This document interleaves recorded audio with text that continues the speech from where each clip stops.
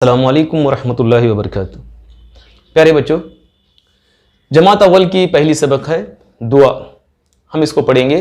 मैं इसे पढ़ते जा रहा हूं, आप देखेंगे इसको और मेरे साथ आप लोग पढ़ते जाएंगे।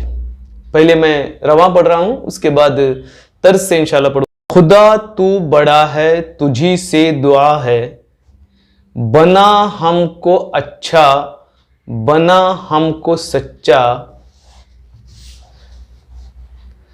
हमें एक कर दे, हमें नेक कर दे, तेरी रहमतों का रहे हम पे साया, सदा मुस्कुराएं तुझे न भुलाएं, सदा जिंदगी में गमों में खुशी में, यही इल्तिजा है हमें इल्म दे दे, हमें इल्म दे दे, हमें इल्म दे दे।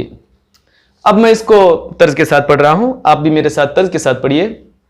खुदा तू बड़ा है, तुझी से दुआ है, बना हमको अच्छा, बना हमको सच्चा, हमें एक कर दे, हमें नेक कर दे, तेरी रहमतों का रहे हम पे साया, सदा मुस्कुराएं तुझे ना भुलाएं, सदा जिंदगी में गमों में खुशी में, यही इल्तिजा है हमें इल्म दे दे, हमें इल्म दे दे, हमें इल्म दे दे।